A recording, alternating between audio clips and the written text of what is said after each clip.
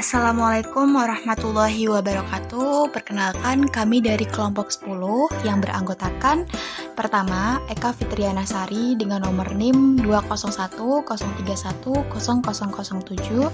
Selanjutnya, Tri Indriani dengan nomor NIM 20103100008. Dan yang terakhir, Rani Aulia Mawardani dengan nomor NIM 20103100009. Yang pada kesempatan kali ini akan mempresentasikan materi tentang perkembangan masa dewasa. Baik, langsung saja ke materinya. Apa itu masa dewasa?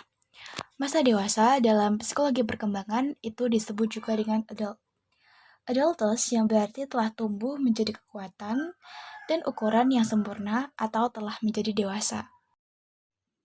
Individu dewasa telah menyelesaikan proses pertumbuhan fisiknya dan siap menerima peran dan kedudukan di masyarakat bersama dengan orang dewasa lainnya.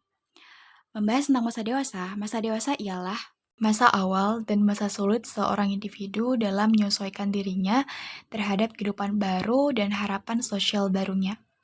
Pada masa ini, seorang individu dituntut untuk melepaskan ketergantungan kepada orang tua dan berusaha untuk mandiri sebagai seorang manusia dewasa. Masa dewasa biasanya dimulai dari usia 18 tahun hingga kira-kira usia 40 tahun. Dan biasanya ditandai dengan selesainya pertumbuhan pubertas dengan masalah-masalah penyesuaian diri dan harapan-harapan terhadap perubahan tersebut. Selanjutnya, fase-fase perkembangan pada masa dewasa. Yang pertama, struktur dalam rentang kehidupan. Pada masa-masa dewasa dan usia lanjut, tidak dapat ada struktur yang universal atau yang sama pada semua orang. Pembagian dalam fase-fase kehidupan kebanyakan mempunyai suatu sifat normatif. Hal ini sesuai dengan kecenderungan masyarakat untuk memperoleh standar tingkah laku. Dalam masyarakat yang maju, maka usia tidak merupakan standar tingkah laku, terutama pada masa sesudah remaja. Yang kedua, dua jenis teori pentahapan. Menurut Erikson, sesudah masa remaja, yaitu masa penemuan identitas seseorang, sekaligus memasuki masa dewasa awal yang ditandai oleh intimitas. Maka seseorang tinggal mengalami dua fase lagi yang meliputi sebagian besar masa hidup seseorang. Dalam fase ini, orang bertanggung jawab terhadap generasi berikutnya. Dalam teori Erikson, maka dua masa terakhir dalam perjalanan hidup seseorang merupakan masa yang paling panjang. Menurut Peck, tahun 1956 membedakan sifat-sifat yang berlawanan pada usia tengah baya dan pada usia lanjut. Sifat-sifat yang berlawanan pada usia tengah baya berkaitan dengan rasa harga diri, kualitas hubungan sosial, serta fungsi mental seseorang. Menurut Levinson tahun 1978 mempelajari fase-fase hidup manusia yang lebih tertuju pada siklus hidup seseorang. Antara 17 dan 22 tahun seseorang ada dalam dua masa. Seseorang tersebut meninggalkan masa pradewasa dan memasuki masa dewasa awal yang mencakup 3 periode, yaitu yang pertama, periode pengenalan dengan dunia orang dewasa antara 22 sampai 28 tahun. Orang mengakui dirinya sendiri dan dunia yang ia masuki dan berusaha untuk membentuk struktur kehidupan yang stabil. Pada akhir usia 20 tahun, maka pemilihan struktur hidup ini makin menjadi penting. Periode kedua dalam fase kemantapan antara 33 sampai 44 tahun, orang dengan keyakinan yang mantap menemukan tempatnya dalam masyarakat dan berusaha untuk memajukan karir sebaik-baiknya. Dan yang ketiga, periode ketiga pada usia 40 tahun tercapailah puncak masa dewasa. Sesudah itu, mulailah peralihan ke arah masa dewasa madya antara 40 sampai 45 tahun. Dalam masa ini, ia menghadapi 3 macam tugas, yakni penilaian kembali masa lalu, merubah struktur kehidupan, dan proses individuasi. Dan materi selanjutnya akan disampaikan oleh teman saya, yaitu Rani Aulia. Selanjutnya ada tahapan perkembangan pada masa dewasa, dibagi menjadi 3. Yang pertama ada perkembangan dewasa dini usia 18 sampai 40 tahun. Yang kedua ada dewasa madya, dan yang ketiga ada dewasa akhir atau usia lanjut. Nah, yang pertama perkembangan dewasa dini, perkembangannya dibagi menjadi 4. Yang pertama ada perkembangan fisik. Nah, di perkembangan fisik ini berkurangnya tingkat metabolisme dan menurunnya kekuatan otot-otot juga menyebabkan pengaturan suhu badan menjadi sulit.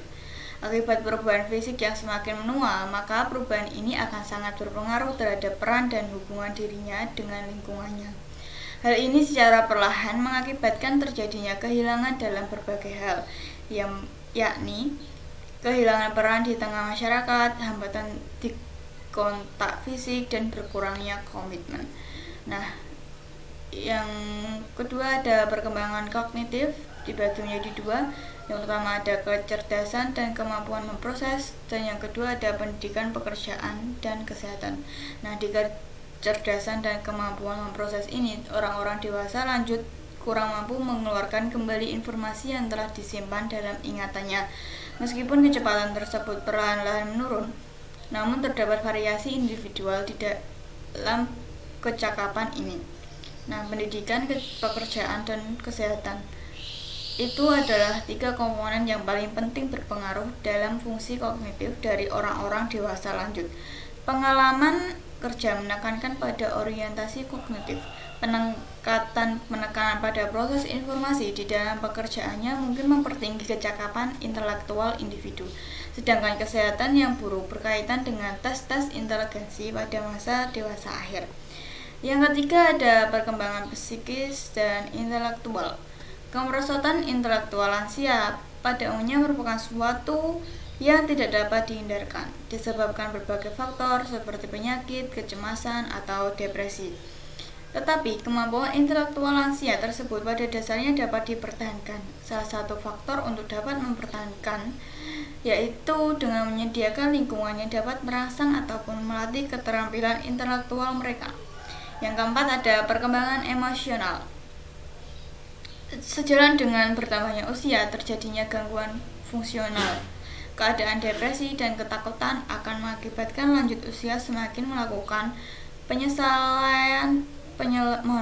penyelesaian suatu masalah, sehingga lanjut usia yang masa lalunya sulit dalam menyesuaikan diri cenderung menjadi semakin sulit penyesuaian diri pada masa-masa selanjutnya. Yang terakhir ada perubahan dalam peran sosial di masyarakat. Selanjutnya pada masa dewasa madya. Usia madya berusia sekitar 35 sampai 40 tahun dan berakhir sekitar 60 tahun.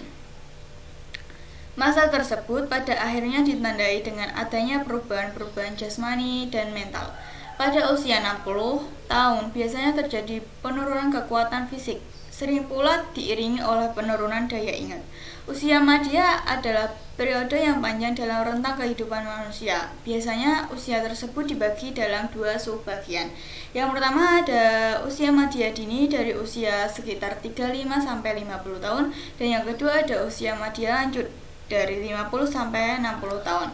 Pada periode usia madya lanjut, perubahan fisik dan psikologis menjadi lebih kelihatan. Nah, tahapan perkembangan dewasa akhir atau usia lanjut. Usia lanjut ditandai dengan perubahan fisik dan psikologis tertentu. Adapun ciri-ciri usia lanjut, yang pertama ada perbedaan individual pada efek menua. Yang kedua ada perubahan fungsi indrawi, dan yang ketiga ada perubahan kemampuan motorik. Sekian dari kelompok kami.